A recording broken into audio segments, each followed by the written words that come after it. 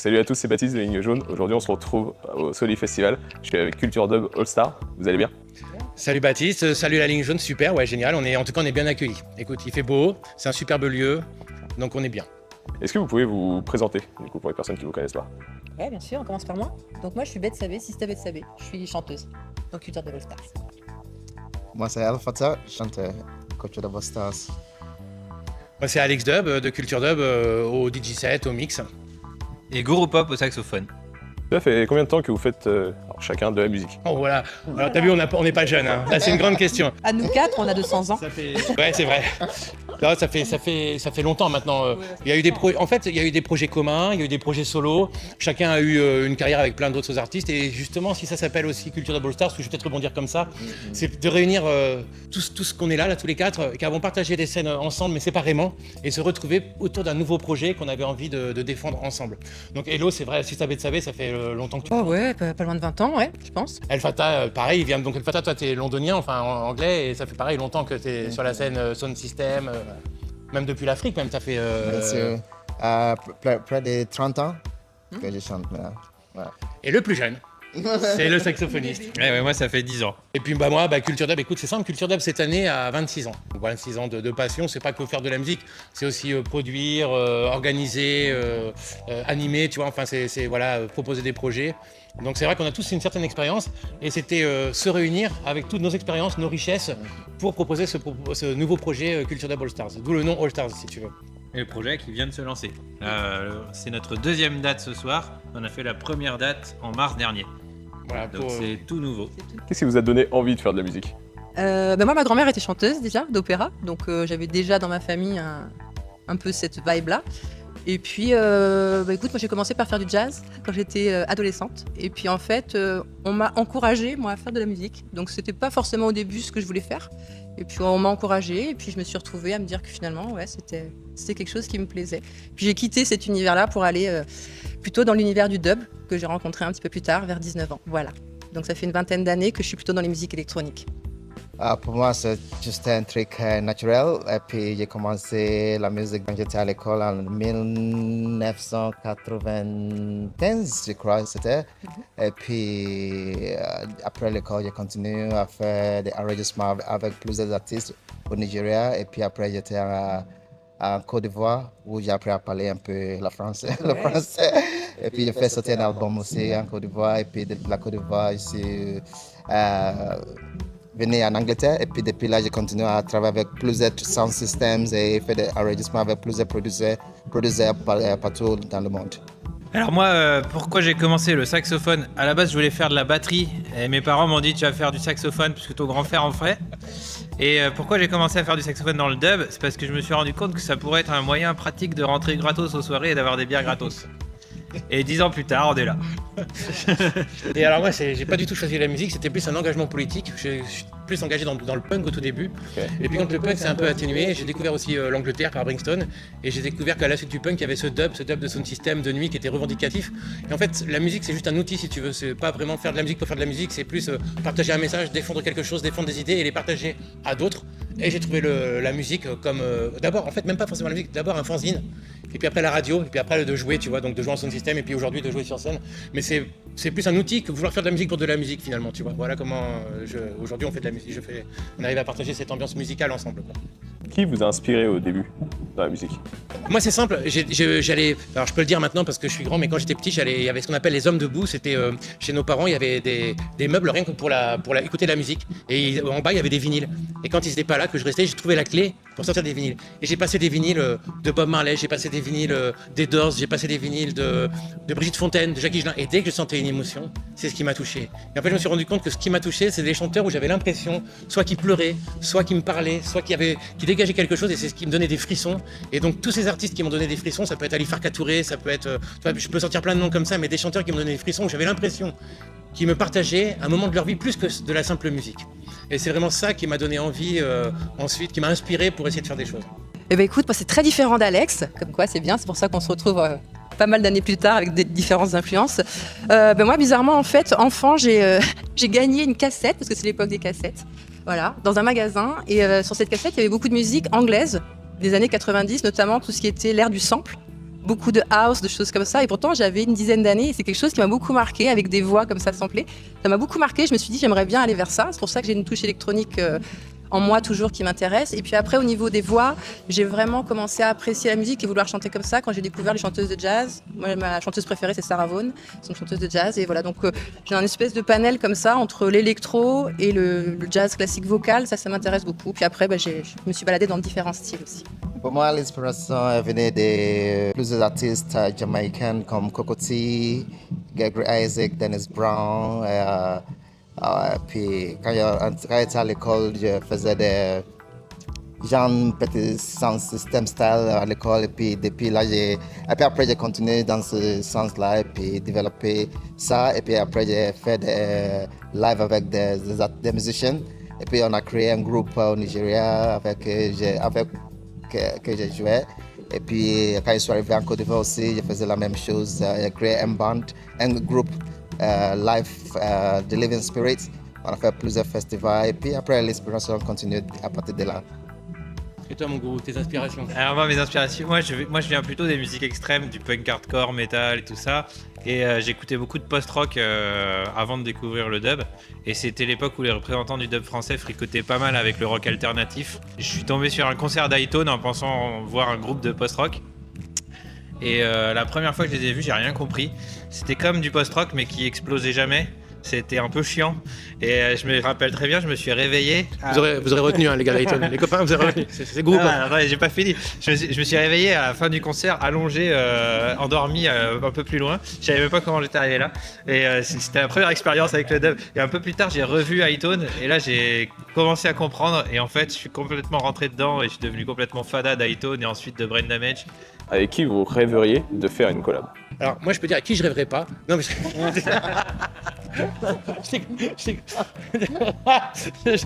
crois que je rêverais que mon fils fasse un flow hip-hop sur une instru dub en live. Ah, bah super, ouais. Voilà, c'est sorti. C'est assez exclusif, j'avais jamais dit. Mais parce qu'il a un super flow, il écrit ses textes et il ose pas, mais si un jour il pouvait venir poser sur un instru, j'en serais plus que charmé. Bah, moi j'aime bien, comme j'aime beaucoup l'électro et pas uniquement le dub, choses comme ça. Moi avec Compromat par exemple, le Rebecca Warrior, ça me brancherait bien. Faire un truc avec une nana comme ça. Moi je suis ouvert à tout et puis faire collaboration et puis avec n'importe. Tant que je le sens et puis je le fais. En fait, pour El Fata, c'est surtout les gens qui rêvent de collaborer avec El Fata. C'est pour ça qu'on a de la chance à Culture Dub All Stars. C'est ça la chance.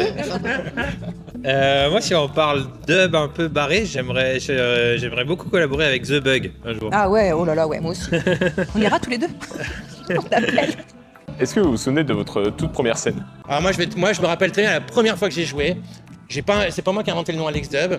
Il y a un gars à qui j'avais fait le premier fanzine et qui m'a dit ouais, j'ai trouvé un café pour faire une soirée. Et à l'époque, je vivais dans un squat. Et je sors du squat et je vois des affiches à Poitiers vert jaune rouge avec marqué Alex Dub. Et je me dis non, quand même, le gars il a pas fait ça. Et en fait, il avait annoncé avant de me le dire avec ce nom Alex Dub qui m'est resté depuis. Hein. C'était il y a plus de 30 ans, il y a 30 ans quasiment, il y a 28 ans.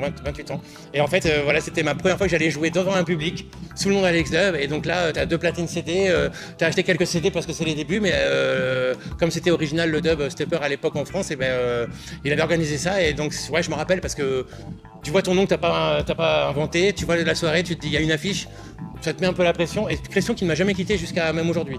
Parce que du coup, entre cette première scène il y a presque plus de 30 ans et aujourd'hui, je pense que j'ai 10 fois plus de stress aujourd'hui, alors qu'il y a toute une expérience derrière, mais finalement, c'est jamais facile. Première scène, moi j'avais fait des scènes bien sûr quand j'étudiais le jazz, mais la première fois que j'ai joué en sound system, c'était avec Alex d'ailleurs. Je le remercie parce qu'Alex m'a permis de faire beaucoup de choses. Donc merci beaucoup Alex. Et c'était à la salle d'IFART qui est pas loin d'ici. C'était, je sais pas, en 2005 peut-être. Et c'était avec Irish and Stepas, qui est un de mes groupes de dub, un des gens du dub que j'aime beaucoup.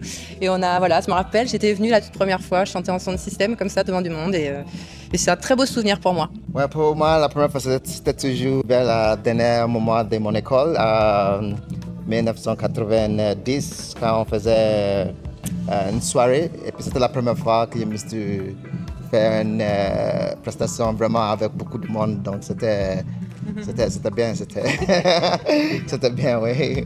Mais voilà, la toute première fois que j'ai joué en sound system, c'était du coup il y a 10 ans, en mars 2015, au Mexique, sur une sono qui s'appelle Bass Revelation Sound System. C'était la première sortie de la sono, ils venaient juste de la fabriquer. Et c'est marrant parce qu'ils ont fait une date pour leurs 10 ans où on a joué avec Alex il y a pas très longtemps. C'est vrai. Et du coup, la boucle était En bouclée. Italie. En Italie. Ouais, on a joué sur leur sono 10 ans plus tard, quasiment à la même date, quasiment la date anniversaire. Voilà. Quelle a été la scène du coup la plus marquante? Moi, j'ai eu la chance une année d'être en tournée avec Zion Train, qui est un groupe de dub anglais. Et j'ai joué au Rototom Sunsplash Festival en Espagne, sur la main stage, la plus grande scène, pour clôturer le festival. Et il y avait, je pense, peut-être pas loin de, je sais pas, 15 000 personnes peut-être. Qui est en ce moment là d'ailleurs. Voilà, donc c'était pour moi... alors, j'étais pas la seule chanteuse, on était 3. Mais c'était très impressionnant pour moi, ouais. Et j'en ai gardé un bon souvenir, mais pour être honnête, j'aime beaucoup faire des petites scènes parce qu'il y a une proximité avec le public qu'on n'a pas toujours quand on est sur des si gros espaces, des si grosses scènes. Parfois, voilà, il y a quelque chose que moi je préfère quand c'est un peu plus petit. Mais en tout cas, voilà, c'est quelque chose qui m'a marqué dans ce sens, dans l'immensité de la scène et de cette foule. Il y en a plusieurs, et puis chaque prestation était unique. Aujourd'hui, le concert que j'ai fait au Mexique et celui de Shambhala au Canada. Bon, il y a eu quelques belles scènes et belles expériences, mais on va rester un peu dans la punk attitude.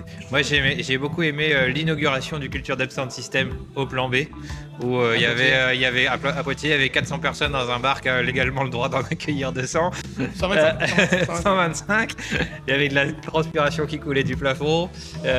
C'était n'importe quoi, il y avait tout qui vibrait. C'était incroyable. Très belle soirée. Moi, ma soirée qui m'aura le plus marqué musicalement, c'est quand j'ai commencé mes tout débuts, que je faisais la guitare dans la rue et qu'un jour on m'a invité à jouer à la fête de la musique dans le 79 ici à Hervaux et que j'ai gagné il y avait un concours et on était que 2 groupes et j'ai gagné le concours, c'était l'applaudimètre. Mais les organisateurs n'ont pas voulu me remettre la guitare électrique parce que comme on vivait dans la rue, ils ont préféré le remettre au groupe qui vivait pas dans la rue. Mais c'est un de mes plus grands souvenirs et je peux le raconter aujourd'hui, j'ai plus honte. Mais il y avait ma famille qui était là, il y avait les cousins, qui étaient avec moi sur scène aussi d'ailleurs avec leur guitare. Et c'était la première fois de ma vie, je crois, que je montais sur scène avec une guitare, avec la crête. Mais je crois que c'est peut-être un moment qui restera marqué à vie de se confronter au public et surtout à l'injustice aussi. C'est pour ça que ça m'a marqué, où le public t'aime, mais finalement tu corresponds pas à ce que les autres ont envie et les organisateurs. Et je crois que c'est à travers, parce qu'on a fait quand même beaucoup de dates depuis en 30 ans, t'imagines. Mais c'est la date qui m'a marqué peut-être. C'est peut-être pour ça que j'ai continué, à cause de l'injustice et de l'amour du public. Où est-ce que vous rêveriez de jouer?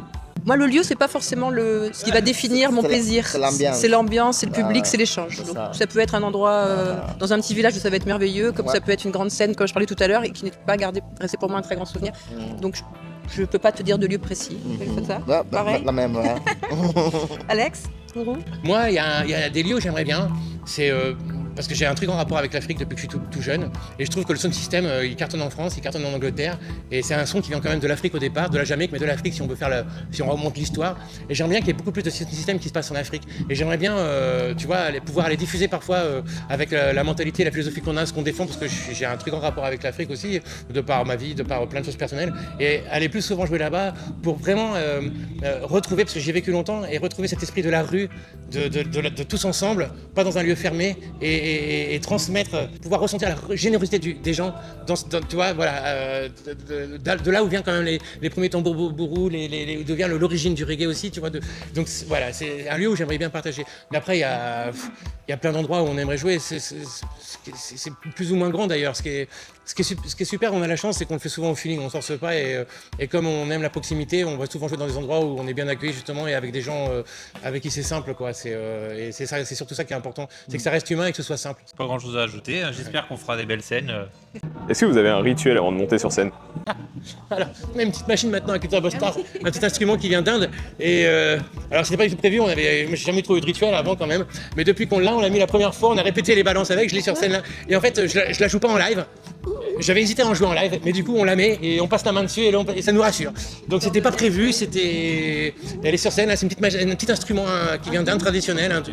Et voilà, et donc maintenant on arrive tous et on est tous contents de tapoter dessus avant de monter. Et c'est tout nouveau, c'est vraiment tout nouveau, c'était pas prévu. Mais maintenant que tu poses la question, on va se l'avouer. Et sinon, non, moi pas de rituel, El Fatah. Non, pas non plus. Mourou, t'as un rituel? Bière quoi. Quel conseil vous donneriez à un jeune artiste qui débute? De se respecter, d'y croire et de ne pas se laisser influencer par autre chose qu'il a lui dans son cœur. Ben voilà, faut pas se laisser happer par. Faut être soi-même, faut être convaincu. Travailler fort et puis avoir un focus. What's focus in French? avoir un challenge, un objectif. Voilà, c'est ça le plus important pour moi. Ouais, et surtout se dire que en fait, c'est pas la finalité qui compte, c'est vraiment le chemin parcouru qui nous enrichit et qu'il faut surtout jamais oublier ses rêves. Et que même des fois, quand ça fonctionne, tu peux arriver devant beaucoup de public ou être accueilli un peu comme des princes ou des rois, et pas oublier pourquoi tu le fais. Et même nous, ça nous permet, parce que faut pas se mentir, ça peut très vite. Des fois, tu joues tous les week-ends, tu peux dormir dans les hôtels, et donc ça peut très vite prendre des mauvaises habitudes entre guillemets. Mais jamais oublier surtout pourquoi on l'a fait. Et si on n'oublie pas d'où l'on vient entre guillemets, on peut continuer à y aller, c'est pas grave. Enfin voilà. Moi je dirais suivre un peu ses intuitions jusqu'au bout. Quand on se dit tiens, j'aimerais bien aller creuser par là, mais j'ose pas trop, je sais pas, etc. Faut pas hésiter à y aller, à tester et tout ça. Et puis si on peut, ou essayer d'investir un peu dans ses idées, dans du matos, dans du temps passé sur quelque chose. Enfin, pas hésiter à trouver des ressources pour investir dans l'idée qu'on a, pour la creuser, quoi. C'est ça qui fera sa singularité, sa différence, son développement. Vous pouvez aussi nous expliquer maintenant les projets à venir? Donc ça, c'est Culture et Beaux Stars, ce qu'on vient présenter ce soir, c'est tout frais. Notre projet, c'est vraiment de le lancer et de le faire tourner. Maintenant qu'on l'a créé, nous, on en est assez contents. On se l'a adapté, on en est assez fiers et on a envie de le partager. Moi, je connaissais, on est 5 parce qu'il y a aussi Doubi qui est pas avec nous, qui est à la vidéo. On est 5 sur la route et c'est vrai que moi je les connaissais tous les 4, mais eux tous ne se connaissaient pas. Et puis on sent que tous les 5, quand on est ensemble, on a envie même de se voir. Parfois on se manque et on se sent bien. Et donc on a envie de se retrouver le plus souvent possible pour défendre ce projet. Après, chacun a des projets aussi plus personnels, mais c'est vrai que ce projet, je pense qu'on est bien ensemble et qu'on a envie on a beaucoup travaillé aussi depuis un petit moment pour aboutir. Ça nous a tous demandé des concessions, des efforts d'aller dans ce projet parce que c'est un groupe, c'est pas chacun, c'est pas que soi. Donc quand on est un groupe, ça demande aussi de s'adapter, de faire des choses. Et je crois que, en tout cas, pour Culture Beaux Stars, on espère que c'est qu'un début et que voilà, à nous de le défendre. Mais ouais, ça en tout cas pour moi, il y a d'autres choses qui viennent aussi, mais c'est le projet que j'ai envie de faire vivre dans ma tête, dans mon cœur, dans la vibe avec les gens que j'aime. C'est le projet que j'ai envie de faire vivre. Quel artiste vous me recommanderiez d'interviewer? Alors moi, je te recommande d'aller interviewer Didier Super. Moi, je l'ai vu, j'étais avec lui. Je pense que tu peux faire un superbe interview. Je te souhaite bon courage. Voilà, je vous laisse. Je pense pas que tu y arriveras, mais je te conseille, si tu as l'occasion un jour d'interviewer Look Mom No Computer. Look Mom No Computer, c'est un super artiste anglais qui fait des expérimentations incroyables. Il a fait un orgue en Furbies, il a fait un mur d'oscillateurs avec plus de 1000 oscillateurs qui jouent en même temps une note. Il fait des trucs un peu variés comme ça. Ou alors moi je te recommande c'est Guru Pop à 5h du mat. Tout aussi expérimental. C'est tout aussi. Est-ce que vous avez un dernier mot à dire? C'est pas, merci à toi. En tout cas, c'est un Longue vie à la ligne jaune, voilà. ça s'appelle la ligne jaune, donc longue vie à la ligne jaune. On est très heureux d'être là, parce qu'on se voit pas, on n'habite pas dans le même coin, donc on se retrouve là aujourd'hui pour ce deuxième show. On est bien accueillis, écoute, super au Soli Festival, donc merci à toi en tout cas. Moi je finirai avec une question. Est-ce que la ligne jaune c'est quand tu essayes de dessiner avec ton pipi sur un mur? Merci. On va te laisser avec ça. Merci beaucoup. Happiness is what we want in every nation. We don't want no breaking of emotion. Happiness is what we want in every nation. We don't want no breaking of emotion. Humble life is what we live on every day. I say.